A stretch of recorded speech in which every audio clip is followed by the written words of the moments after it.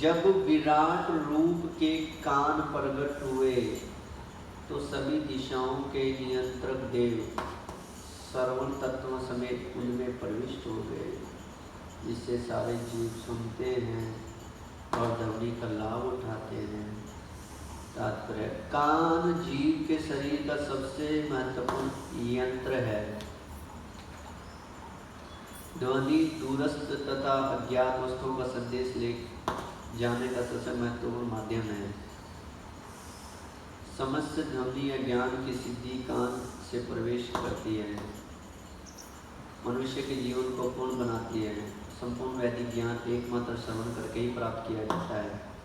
इस तरह ज्ञान का सर्वश्रेष्ठ महत्वपूर्ण स्रोत ध्वनि है। ओम नमो भगवते वासुदेवाय।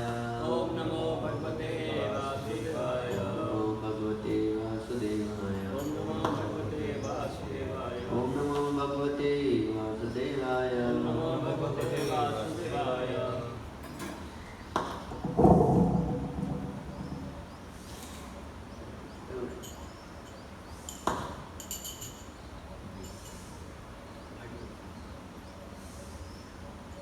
सृष्टि की रचना हो रही है और उसमें इस तरह ब्रह्मांड में ये सारा ब्रह्मांड जगत जो है भगवान के विराट रूप से प्रकट हुआ।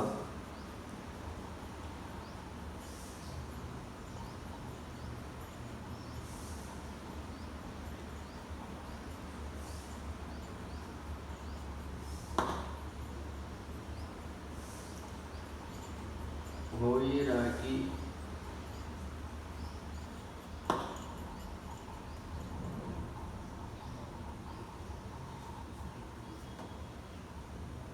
विराट रूप का वर्णन भागवत में आने का जो कारण है वो है कि हम भगवान आध्यात्मिक जगत से बिलोंग करते हैं, हम भौतिक जगत से। तो दोनों भौतिक और आध्यात्मिक जगत का तालमेल बनता नहीं। कई लोग होते हैं भगवान दिखते नहीं, तो वही कारण है क्योंकि दिख भी नहीं सकते। उनका अलग आध्यात्मिक दुनिया से लेन देन और हमारा भौतिक दुनिया से। तो इसको कैसे किया जाए, तो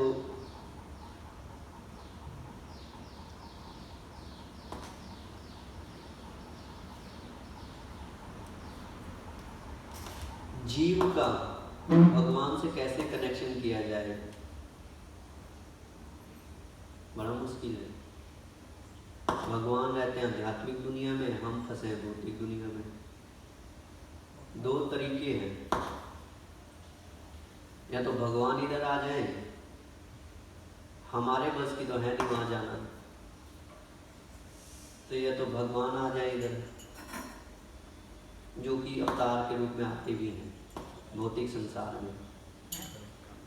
जैसे भगवान हमारे दादा आते हैं, या तो वो आ जाए भौतिक संसार में, हम तो अध्यात्म में नहीं जा पाएंगे। या तो फिर हम उनको समझे भौतिक से ही, क्योंकि हम हमारे आसपास पूरी दुनिया भौतिक से बनी है ना, मैटर से बनी है, तो हम उनको ऐसे समझे। तो जनरली भागवत क्या कहता है कि लोग बोलते हैं हमने भगवान ही देखा, तो आप भागवत कहता है ठीक है आपने भगवान ही देखा, तो आप जहाँ रहते हो वहीं से ही देखो, वहीं से समझो। या हम ही ने क्या, बड़े बड़े ऋषि मुनि, बड़े बड़े देवता भी, वो भी भगवान को नहीं देख पाते हैं, बड़ा मुश्किल होता है। तो भगवान को जो देखना चाहते हैं या उनसे लिंक बनाना चाहते हैं, तो उसका एक तरीका है, डायरेक्ट नहीं हो सकता है क्योंकि वो पॉसिबल नहीं हो, हम मटीरियल में और आध्यात्मिक में। तो बीच का लिंक खुलता है कि जब हम, तो भागवत ने 3 सिस्टम दिया हमें भगवान से लिंक करने का। किससे? हम जहाँ भौतिक संसार में फंसे हैं। कैसे तुम भौतिक संसार में रह के भी भगवान से लिंक कर सकते हो? उनके 3 विधि बताई है। पहली विधि है कि विराट रूप। आप विराट रूप का ध्यान करो, ये भौतिक है। विराट रूप का ध्यान करो, आप पूरा ब्रह्मांड देखो, कितने क्या तारे हैं, चंद्रमा, सूर्य, न जाने इससे भी क्या क्या होगा ऊपर। ये सब सृष्टि जब हम देखते हैं तो ये विराट रूप का ध्यान है। हम तो चलो पर जो हिमालय में योगी हैं वो तो ट्रैवलिंग भी करते हैं पूरे यूनिवर्स में, वो और हम सच्चे देख सकते हैं। तो इन सब लोगों के लिए जो है एक चीज बताई गई विराट रूप, कि आप इसी को समझ के भगवान का ध्यान कर सकते हो, उनसे लिंक कर सकते हो भौतिक को यूज करके, नहीं? तो उससे क्या होगा कि तो इससे एक तो ये तरीका है विराट रूप का ध्यान करके। दूसरा तरीका है भगवान से लिंक करने का भौतिक से ही, वो है 30वें अध्याय में, ये 30वें स्कंद में सांख्य योग अभी आएगा। सांख्य योग में क्या है, मैटर को एनालाइज किया जाता है, काउंट किया जाता है मैटर को, कि दुनिया में क्या है। जैसे एटम है, तो ऐसी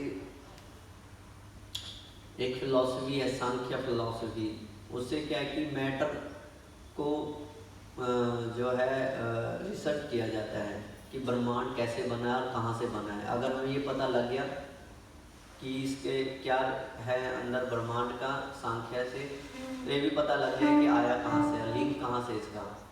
तो जब हम सांख्य में रिसर्च करते हैं तो हमें पता लगता है कि अल्टीमेटली ये जो है भगवान से कनेक्टेड है, मैटर भगवान से कनेक्टेड, वहाँ भगवान से आया है। और ये साइंटिस्ट कर रहे हैं, देखो हम लोग तो ये ब्रह्मांड देख के कई बार हम प्रूव कराते हैं भगवान है, कैसे भगवान ने कंट्रोल किया सब चीज़। पर कई बार अब साइंटिस्ट क्या करते हैं कि वो मैटर पे रिसर्च करते हैं, जैसे उन्होंने एटम, और फिर उनको समझ नहीं आ रहा है एटम। कई बार साइंटिस्ट को मजबूर होना पड़ता है भगवान को मानने के लिए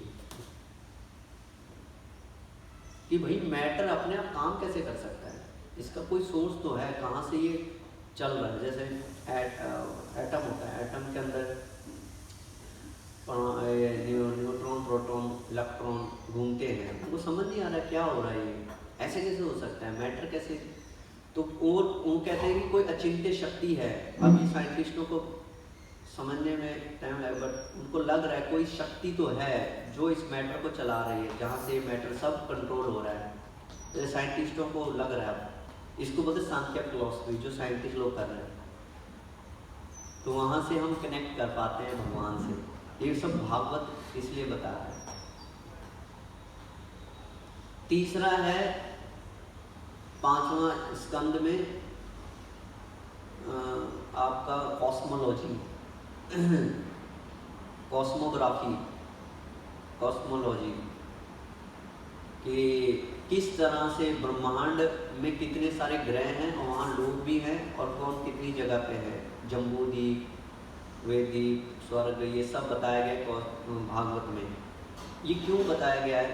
इसलिए नहीं बताया गया कि वो कितना बढ़िया है, पृथ्वी के बाहर ये है, सूरज इतना दूर है, सूरज भी घूमता है, ये सब ठीक है बताया भागवत में। बट अगर आप भागवत को ध्यान से देखोगे तो जब आप भागवत के 5वें स्कंद में पढ़ोगे कि इस तरह जम्बूद्वीप का वर्णन हुआ है, जम्बूद्वीप में जामुन है, वहाँ पे पानी, नदी बहती है जामुन की रस की, परंतु लास्ट में अल्टीमेटली बताया कि जम्बूद्वीप के निवासी वहाँ प्रार्थना कर रहे हैं भगवान से।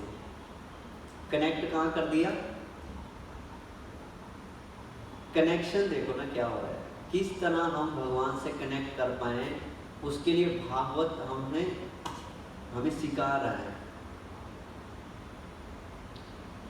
तो इस तरह से हर एंगल से इस संसार में लोगों को समझाया जा रहा है कि भाई ब्रह्मांड के बाहर भी लोग हैं, पर अल्टीमेटली वो लोग भी भगवान की वर्शिप कर रहे, तुम जहाँ हो तुम भी वहीं करो।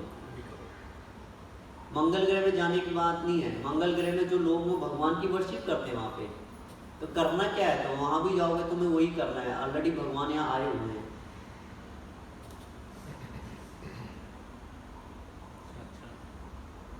तो भागवत हमें ये कहता है कि ब्रह्मांड जो भी बना है, लोग कभी क्यूरियोसिटी होती है, हाय कैसा होगा ब्रह्मांड, कितना होगा, चंद्रमा में क्या होगा, जाने की लालच है। अरे भाई जाने की मतलब ये सारा ब्रह्मांड का जो पर्पज है तो सर्व कृष्णा, भगवान को समझने के लिए ब्रह्मांड बना है, आप जहाँ पे वही समझो।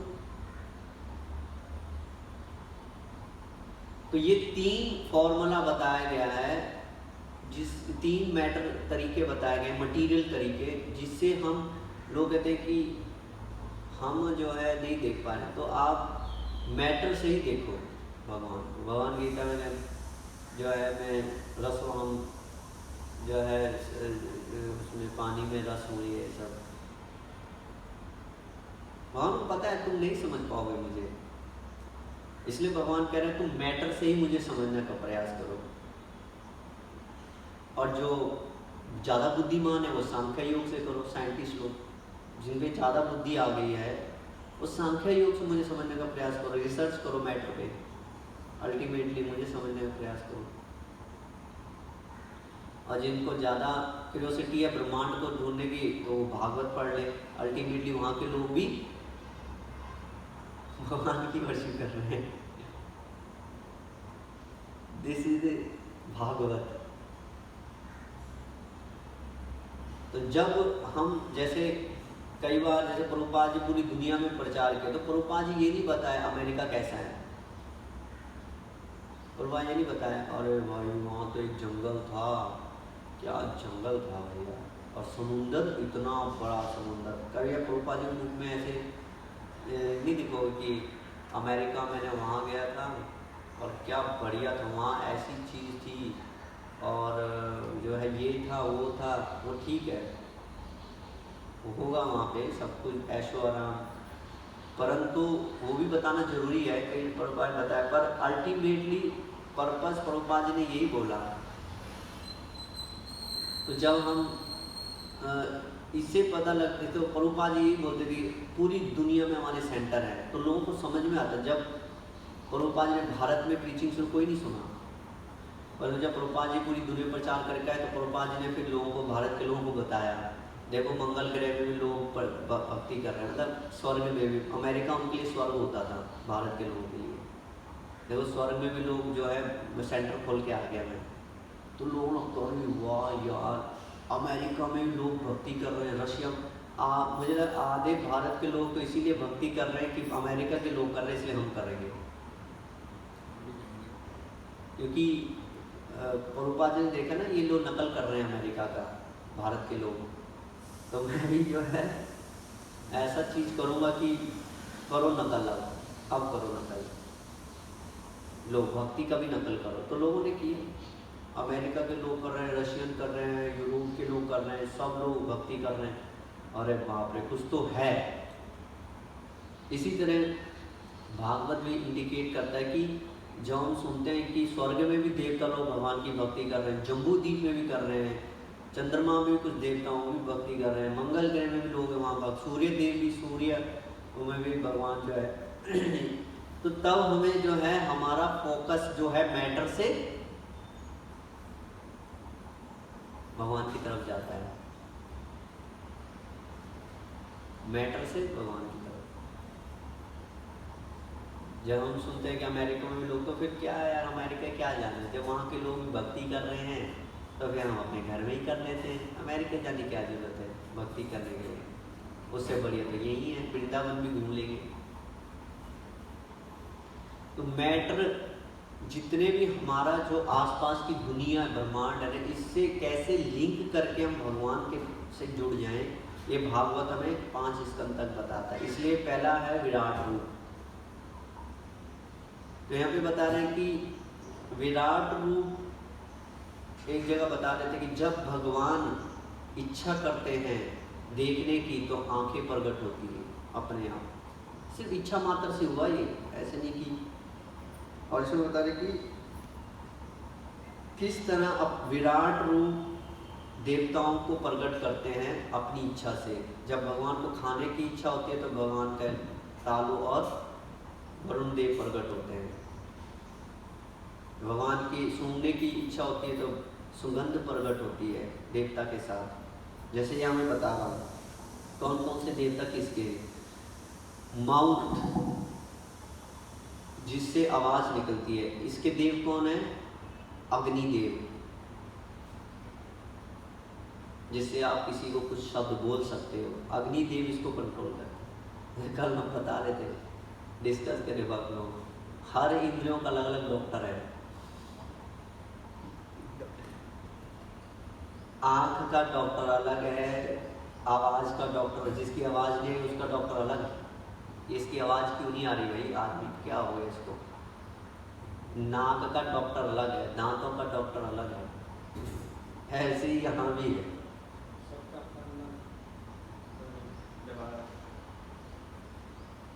तालु के जीव का जो देवता कौन है? वरुण देव, जिससे हम टेस्ट कर सकते हैं पानी। वरुण में जितने भी मतलब लिक्विड, सूखी चीज में कोई टेस्ट नहीं होता है, कर ही नहीं पाओगे आप, आपको उसके लिए लिक्विड चाहिए। इसलिए भगवान ने जीव में लार दी है। जैसे ही आप कुछ खाते हो तो लार उत्पन्न हो जाती है, वो गीली कर दे। गीली करने के बाद आपको कुछ समझ में आता है कि वो क्या रहा है, कौन सा टेस्ट है। वरुण देव जीव और टेस्ट के देवता। नाक के देवता हैं अश्विनी कुमार। आंखों के देवता हैं सूर्य देव। जब तक सूर्य भगवान है कि नहीं, बताते हैं कि अगर किसी की आंख की रोशनी नहीं है तो सूर्य भगवान उससे नाराज है।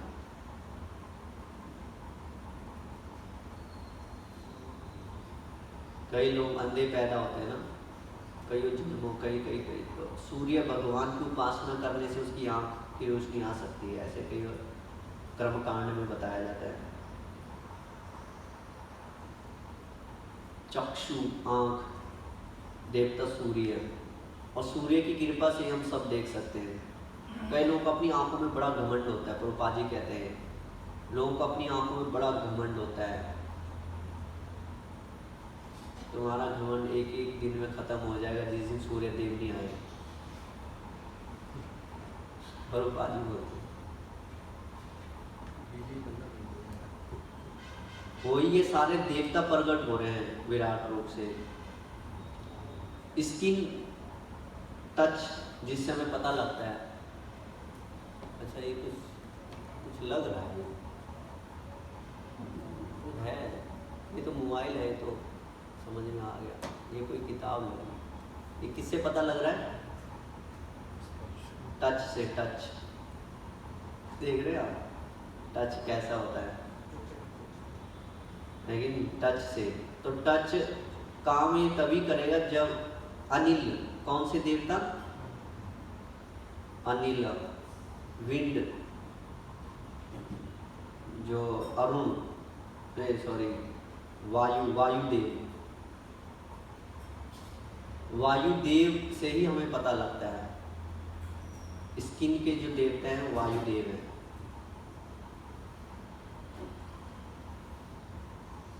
कान के जो देवता हैं वो सबसे इम्पोर्टेंट है, दिक देवता, जिससे हम सुनते हैं। स्किन जो है, हियर ऑन द स्किन, ऐसे बहुत सारे देवता का नाम है। तो ये सारे देवता जो हैं ये बता रहे हैं कि यहाँ पे प्रकट हुए हैं। और अभी प्रभुपाद अपने तात्पर्य बता रहे हैं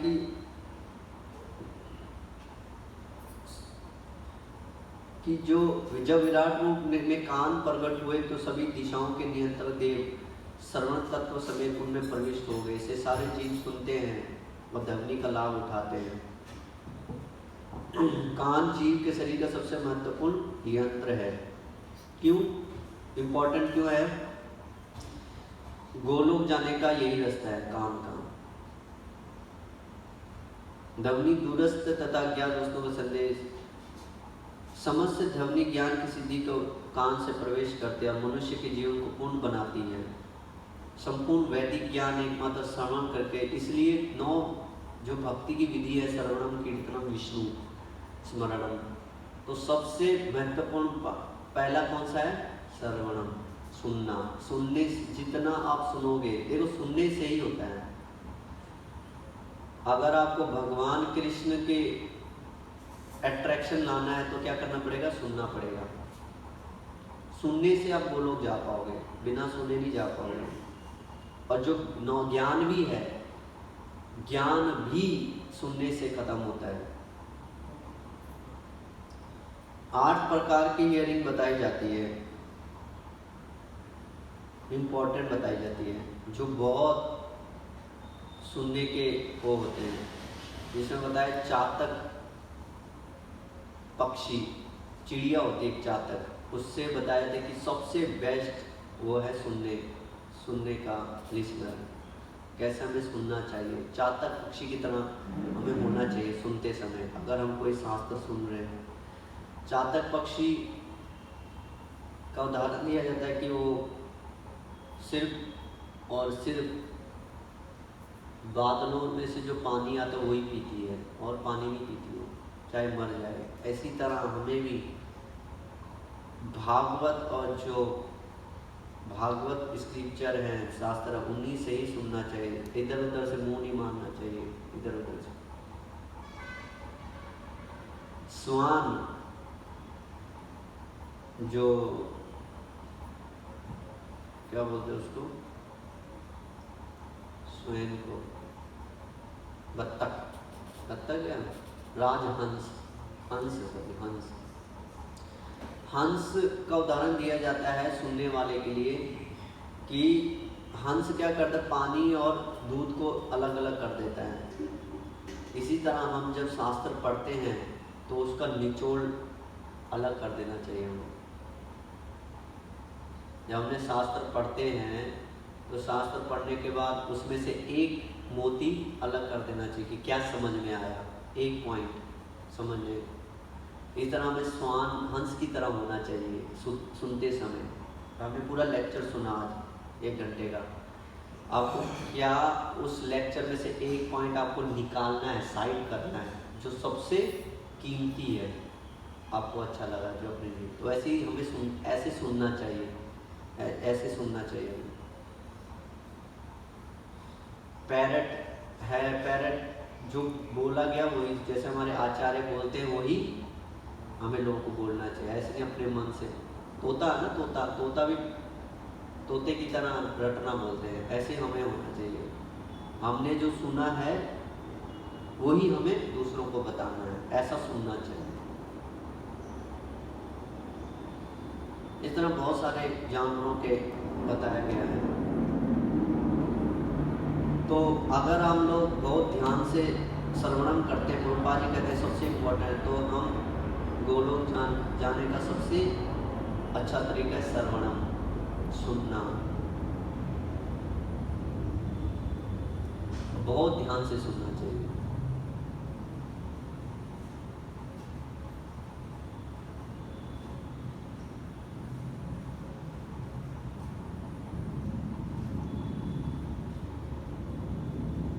महामंत्र का भी हमें ध्यान से सुनेंगे तो महामंत्र के बोला है, जितना भगवान का नाम ध्यान, उतना हम प्यूरिफिकेशन और मुक्त हो जाएंगे। सुनना बहुत जरूरी है। तो किसी का कोई प्रश्न है या कुछ